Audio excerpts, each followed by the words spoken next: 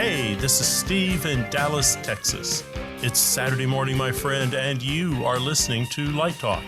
Yeah, good morning. This is Stan coming to you from Gainesville, Florida, and you are listening to Light Talk.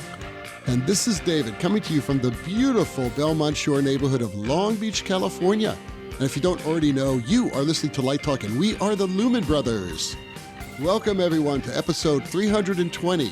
And today we are happy to have lighting designer and lighting coordinator for the Canadian Opera Company, Mikael Kangus, on the show. Woohoo! Yeah, but before we get started, Stan, could you tell us a bit about Mikael? I'm going to give it a shot, and hopefully I can pronounce everything correctly. So, Mikael designs for theater of all types. His recent work includes Damn Yankees, Trouble in Mind, Glass Menagerie, Oh Flattery, VC at the Shaw Festival, Phantasma at the Canadian Opera Company, Newsies, Crazy for You at the Sheridan Theatre, Julia, Dear Evan Hansen, a Canadian assistant designer, Macbeth, Tosca, Marriage of Figaro, Rusalka, Oyegin, Cosi fan tutte, Elixir of Love, Abduction from the Sigalio. Mikael is the lighting and projection design coordinator for the Canadian Opera Company in addition to his other work. Mikael is a member of the Associated Designers of Canada, and you can go to their website and check them out. So, Mikael, welcome to Light Talk, and we got some great questions, and I have heard nothing but amazing things about you, and I'm going to have some tough questions for you.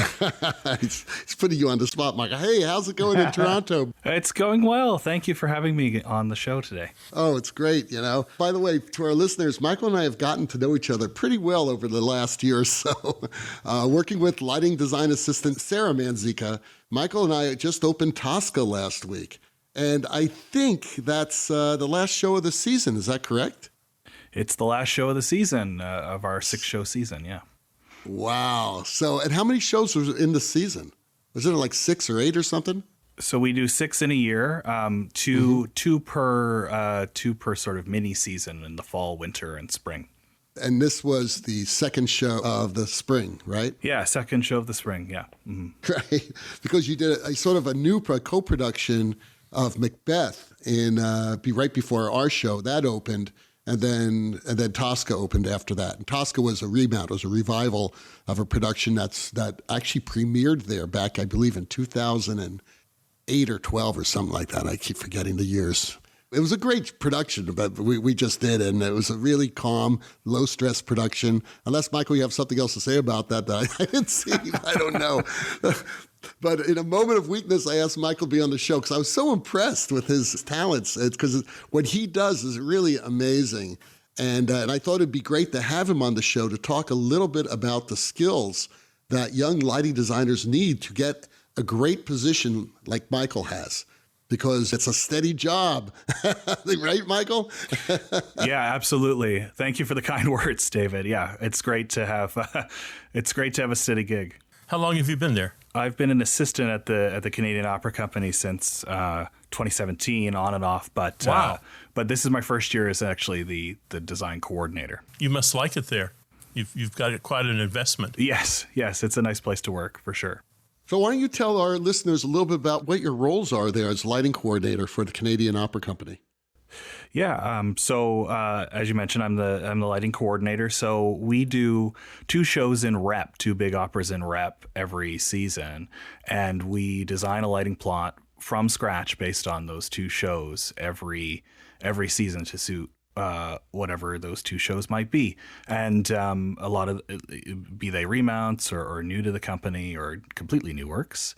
And so I have to figure out between the 2 shows what we need to put where, but there's only really one lighting plot for 2 shows. So we've got to figure out how that all works. So when you're looking at shows and you're dealing with, like, there's, in this case, one of the shows was a remount and the other show was done previously at Lyric Opera, right, or Chicago. So you took the plot that they did there and then, or did the designer at that point send you a new plot using whatever, speccing out whatever lighting fixtures that he wanted, and then you looked at my plot from 5 years ago and he said, what works, what doesn't work, what can I join, what can work for both shows, what can work for only one show, what's separate. So is that part of the process as well?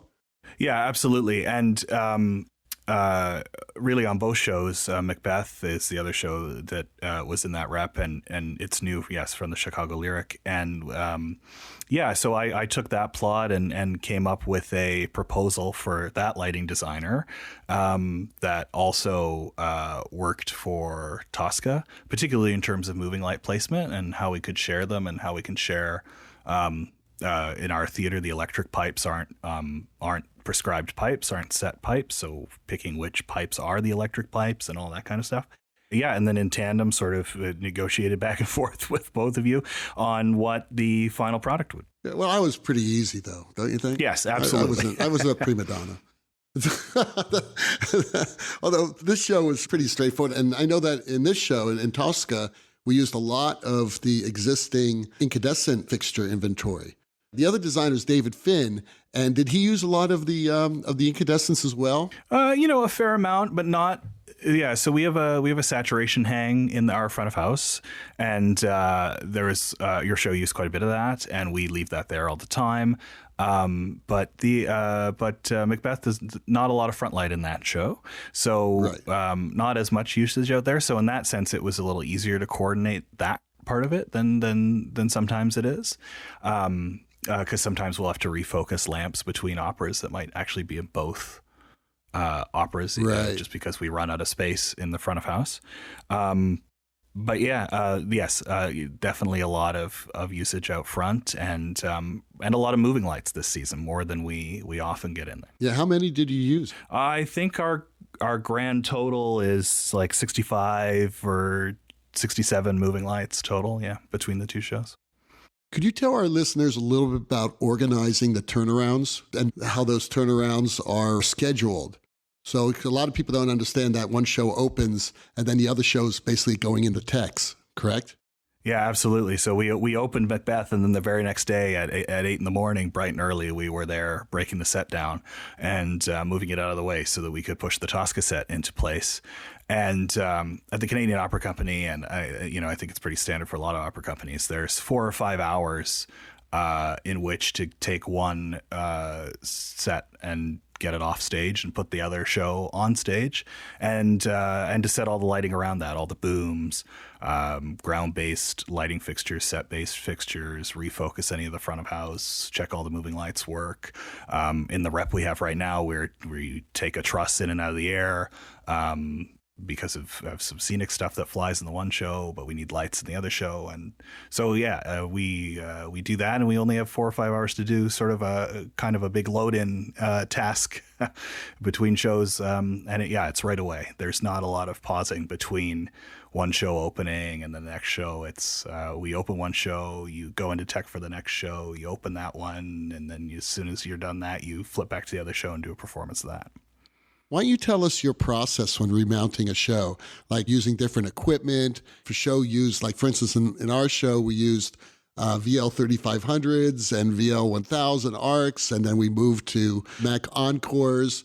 How do you deal with that? And what types of software do you use, especially when you're dealing with different color systems? Yeah, sure. So, I mean, I guess the most straightforward kind of remount we do is something that's been in the venue before, as opposed to a remount of something that's been somewhere else, but at least done before. But when it's in the venue, at least I have a drawing and documentation of where it was before, so at least I know where all the units go. But it will have been 3, 4, 5, 10 years. One of the shows in the fall had been 12 years since we last mounted it. So even if we wanted to, the gear would have to change substantially production to production, particularly of things like moving lights, but even color scrollers or CXI scrollers. Or LED equipment from 5 or 6 years ago that has since fallen out of favor.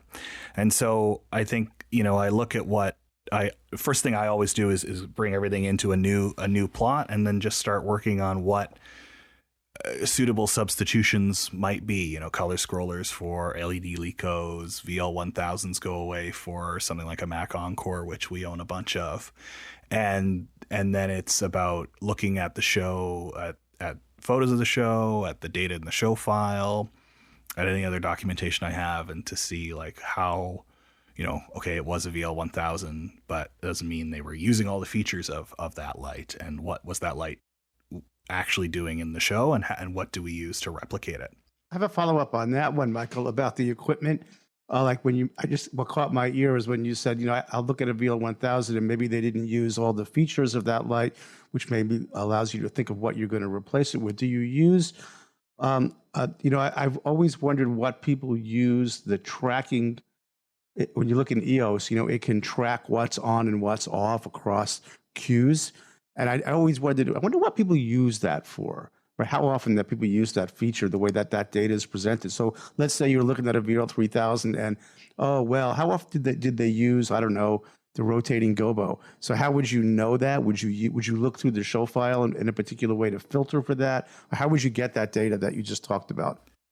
Yeah, for sure. I think the quickest and easiest way is to go into the spreadsheet view in EOS and to look through and to really just go systematically through it and say, like, okay, do these moving lights actually move, for instance? Do they actually they actually change color? Something like that. Right. So the spreadsheet view, you use the spreadsheet view, which is sort of like, I always wondered, like, I've used it maybe like 6 times in my life, and I wondered how often that spreadsheet, but there's a real purpose for the spreadsheet view. And I think I have the next question, yeah? The question says, how do you transfer ARC with CMY filters to LED colors, and what tools do you use, and how important is it to make eye adjustments quickly and efficiently? And let me just embellish that a little bit. I'm curious that David told me how brilliant you are at doing that. And so I think I know the answer in that you rely upon your eye, but I wonder if are you working in EOS software, by the way, out of curiosity? Yeah. Yes. Yeah. So I'm wondering, in the color picker, there were like 8 or 9 different ways of representing color in the metrics. You have XY, you have HS, hue saturation and HSI, and you have, direct, and there's so many different ways of looking at, like, let's say the XY location of what the light, for example, when the arc was in or the color was mixed in the CMY, you could see what the XY and intensity values were. Do you ever use the math side of it, or do you just completely rely on your brilliant retinas? Well, I mean, I think the answer is you've got to use your eyeballs. I think the data can, make sure that you start in a place that makes sense. Like, you can see in EOS that light was pink, and then when you transfer it from one type of light to the next in EOS, you can see, oh yeah, still kind of that pink in the color picker. And then when you put it on stage, you have to remember things like, okay, what was the source behind this color mixing system before? Was it tungsten? Was it arc? What is it now? So what's the baseline that's different? And then sort of dial it in by eye. What was the design intent in the moment with that color? Because obviously it's not just like random colors and random lights. It's whole composed cue.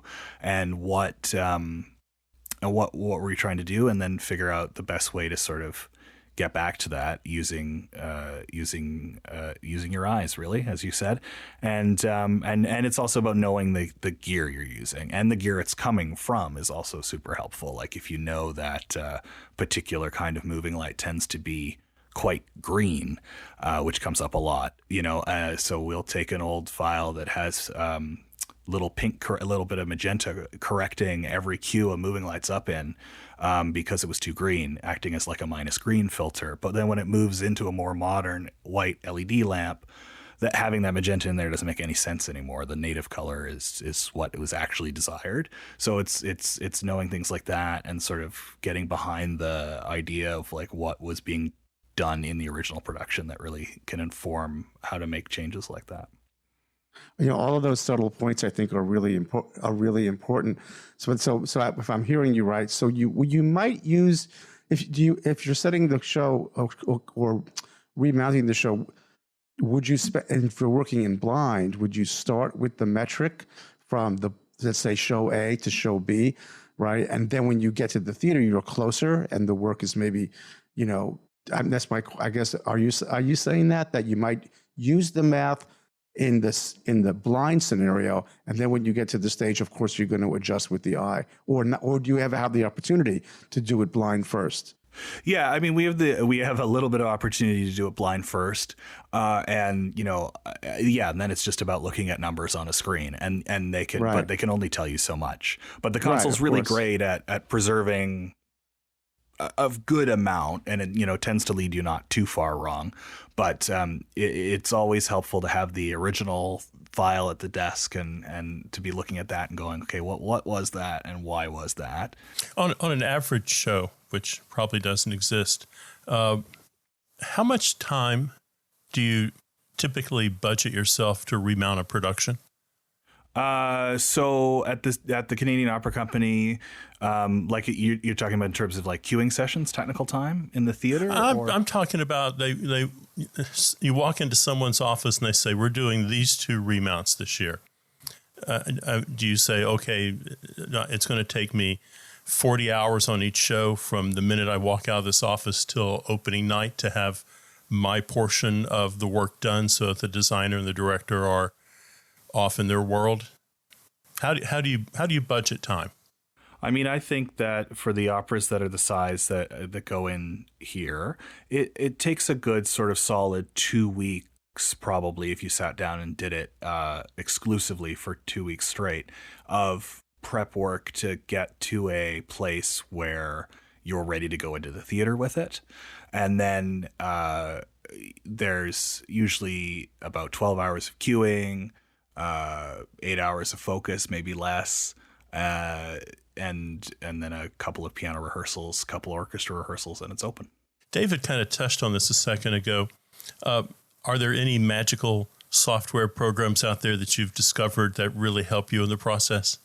Yeah, I mean, the biggest thing is whenever you're remounting something, the biggest thing is how much the person before you did to document what it was. Right. Because and thank God you had very good people before you. Yes. So I was able to, with both the shows this season, I had a lot of photographs. I had some moving light assistant files. I had good drawings and Vectorworks, good light right documentation, and just a lot of good old fashioned sort of writing in Excel about stuff as well. And it's all just about what you got before, because so that's an important part of my job. I feel is to document what we do achieve, so that then when the opera is inevitably remounted, you've got hopefully a better record than you went into it with. All right, so 10 years from now, when you've moved on to something bigger and better, is your replacement going to lift a beer to you and say, that Michael, man, he documented this show really well for me? Well, probably not. Probably someone will be cursing me going, why you didn't take a photo of that? What's going on? I don't agree. I don't agree. But I think the thing I've learned most is like take photographs of everything, because writing stuff down, it can be tricky to sometimes to represent like a focus in words or in drawings. Pictures speak 1,000 words, and they also capture the things that you forget to explicitly write about too. And speaking of photos, why don't you tell our listeners a little bit about Moving Light Assistant and how it helps you recreate presets, moving light presets? Yeah, Moving Light Assistant's a great piece of software out of the UK, and it is based. I mean, the way the features I use mostly in it are to photograph presets and individual channels in those presets, and to photograph cues as well. And the great thing about Moving Light Assistant is you can take an export of the EOS file. You import it into Moving Light Assistant. It knows what all the lights are doing in the show, and so it can interface then with the console, and you can take photos of lights in presets in a very organized way. And then when you're remounting a show, you have a file that you can browse through, and you can select moving light number 20, and you can look at photos of each preset that does, and then you can look at photos of those presets as a whole, and use those to refocus the lights when you're remounting the show. Just so people know, You're talking about time to do this. In this particular instance, we didn't have. I know, Michael, you did some of these of the presets, but a lot of the presets of recreating you had to do over rehearsals. That means you have to work really fast and really accurately. But you had everything out on like 2 or 3 monitors, so you could see what the preset looked like, and you could basically work with the programmer over rehearsals while the time I'm working on things too. It was really kind of great. I mean, it was really wonderful how efficient that was. Was that something you just developed? I mean, just because you have to do it, or is it something you just because there's no time, right? There is no time. Yeah. Stage time is expensive everywhere. And not a lot of people give a dedicated session to just focus moving lights. So yeah, we're jumping into a rehearsal. We need to focus moving lights on top of it and highlight lights and move them to where they need to go. And yeah, I mean, I guess it's just it's just developed a way of doing that over assisting and associating with people for a few years now, and you just sort of can discover that rhythm of when to pop in with the designer and when to not, and to work as quickly as you can with the programmer and sort of use all of that time up. Yeah, and I think that's always been the case, because even when I learned how to do this in the early 80s, and we didn't have any moving lights, you just had to work over rehearsals. Yeah, I think students get the false idea that they'll have all this lighting time in a dark theater. Well, that doesn't happen too often anymore, and it certainly doesn't happen in opera. Michael, could you talk a little bit more about the connectivity between Moving Light Assistant and the console? I think you hinted at it, but I want to understand that a little bit better, and for our listeners, like what data is connected in real time? So you set it up by taking an export from EOS, so you can just run an export to Moving Light Assistant, and you import that file into Moving Light Assistant, and that lets it know what presets it's looking for in what lamps, what the various lamp types are, what the queue numbers are, all that kind of stuff. But then you can network Moving Light Assistant in with EOS using OSC. And using OSC commands from either the console or from Moving Light Assistant, you can trigger scripts in Moving Light Assistant to have the console bring all the lights up in each preset. So like bring up all the lights in preset 1, take a photo of that, and then just run through each individual channel of that preset, taking individual photos of that as it goes, and that. It's way more efficient than doing that by manually would ever be, and because it has the show file, like you don't miss anything. So clearly, we were kind of devastated by COVID down here, and now we're having this kind of weird budget inflation economy thing. What's the state of the profession in Canada, particularly for young lighting designers trying to foothold there? Sure. I mean, I think that a lot of what's true in the United States is probably true in Canada as well. We had that pause for the pandemic really impacted a lot of people, I think, at the beginning of their careers, and a lot of people graduating from school now who haven't had the chance to maybe in their school, their theater school, do much actual production work with the time off for COVID, and a lot of smaller theater companies where people really would cut their teeth have certainly, if not closed, scaled way back. So yeah, I think it's a tough time to get in right now for sure. Certainly, there's Canadian Opera Company. There's a Shaw Festival. Where do young designers? Where are they trying to get to launch their careers? What opportunities are there? There's not necessarily a lot of assisting opportunities in Canada. There's just with the scale of shows and the way the design fee economy has worked here, there's not a lot of shows outside of a few institutions that have assistants. So the Canadian Opera Company, the Shaw Festival, the Stratford Festival, all in Ontario, are basically the biggest year in, year out employers of assistant designers. There are some other opportunities out west, at the Banff Center, at the Vancouver Opera, but the lion's share of assistant design positions of all kinds in the country are sort of based in Ontario around those three companies. There's only so many of those jobs. You're a member of the Associated Designers Canada. What opportunities are you guys trying to build through your union?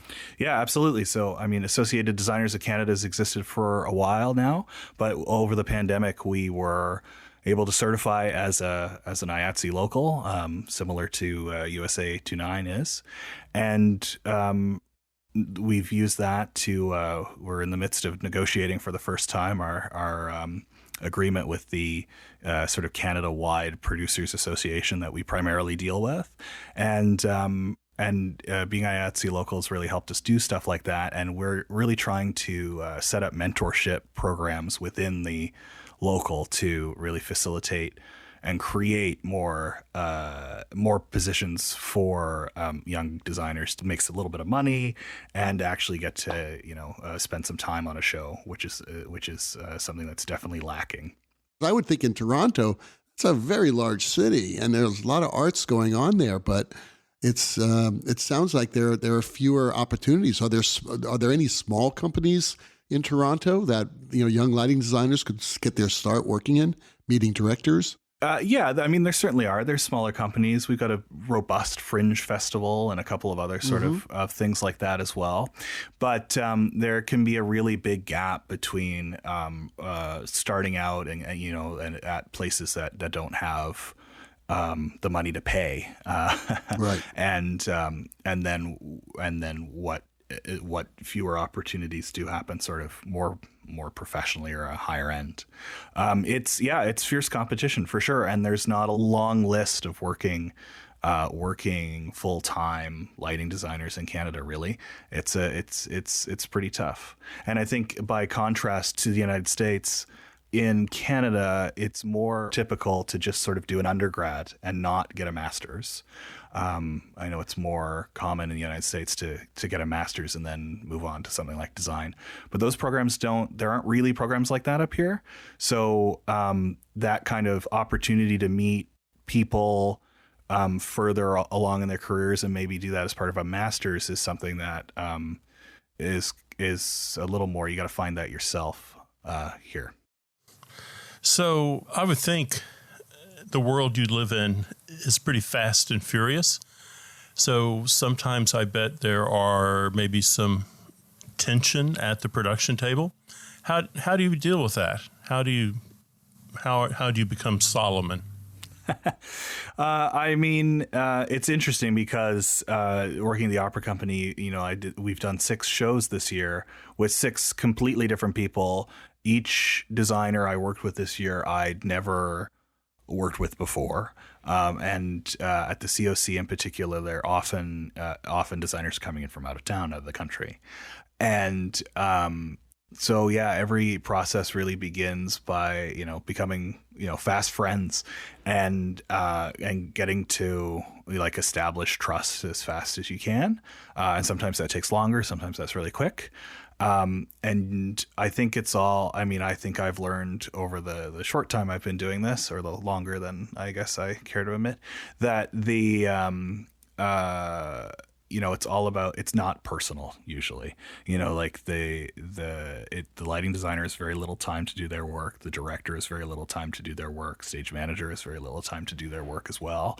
And everyone's just trying to cram it in. And sometimes people get, pretty worked up, but it's not usually personal. And so you've just got to be able to walk away from it. Any you don't have to name names because we don't want to know names, especially if it's my name. But I want to know names. No, I want to know names. But any humorous-ish things that ever happen that you just sit back and say, "Oh, that's kind of funny that they're arguing about this." You know what I mean? Because you have the director and the designer, and you've got the assistants, and you sometimes have the stage manager there. There's always this mix of personalities. So anything stick out for you, Michael, that sort of made you laugh? Oh, I don't know. It's always sometimes it's just funny to sit back and go, oh wow, it's a truly sort of ridiculous thing we're doing right now, isn't it? Asking someone to, someone's up light walking on top of some big huge set piece, and we're pointing all kinds of weird lights at it, and it's not quite moving at the right speed, and, people are getting all excited about that. It can just be every once in a while, something's really sort of hitting the, it's not quite working. It's really, it can be, a good moment to sort of lay back and go, oh yeah, it's really weird what we do, sitting in a dark room doing all these very contrived things. That's really funny. That really is. So what advice would you give young lighting designers in their choice of training to be prepared to do what you do?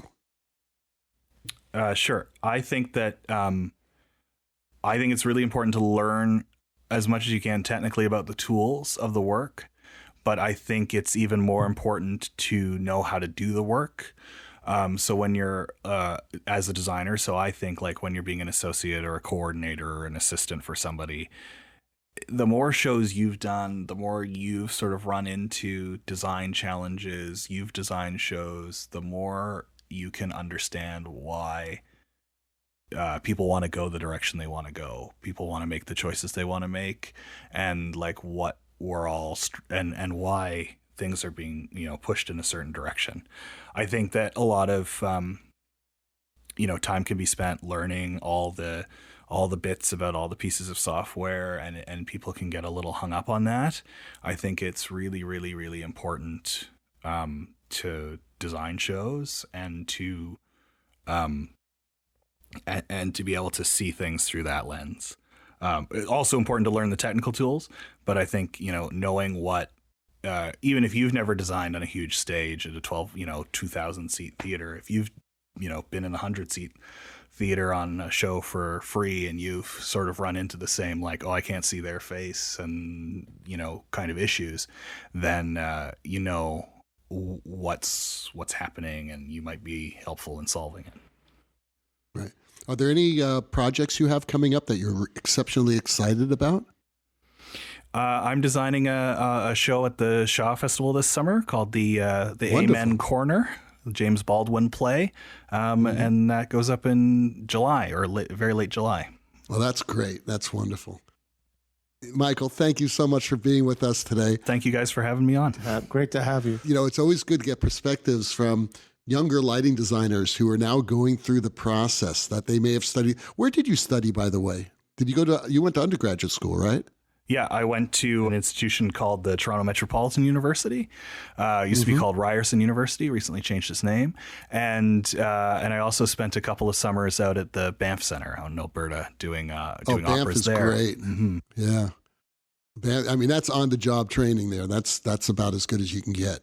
So, and it's interesting that when you were talking earlier about graduate programs, because when I kind of feel the same way. I think everything's changing now and has been changing for a while, that you really need to be on the job to start learning. I don't think you could be sort of isolated somewhere. And I was, a lot of us were fortunate to get in, but sometimes, those opportunities aren't there. So I think that it's really great that you did what you did, and that now you are where you are right now for that part of your career. So thank you so much for being with us. It was great. Thank you, David. Thank you all. Okay. Well, the rocking sounds of the Luminoids tells us that once again you've spent another morning listening to Light Talk. You can hear our show on just about every podcast site out there. Check out our website on lighttalk.org and be sure to follow us on Facebook and subscribe to our podcast. That way you will not miss a second of Light Talk insanity. No guarantee is offered regarding the accuracy of any statements or opinions made on this podcast. However, if you have any Canadian lawyers and decide to litigate us, the Snook Group, with the legal team of Sparks, Burnout, and Chase, will defend us until our retirement funds are converted to Canadian dollars. Light Talk is written and produced by the Lumen Brothers, coming to you from Long Beach, Gainesville, Toronto, and the Republic of Texas. And be sure to join us next week when we talk about more lighting shenanigans and serve you much more of our casserole of nonsense. Light Talk. We're broadcasting this questionable, but actually pretty accurate lighting knowledge and humor today from Canada. And we'll see you all next Saturday morning. Bye-bye from Light Talk. Bye.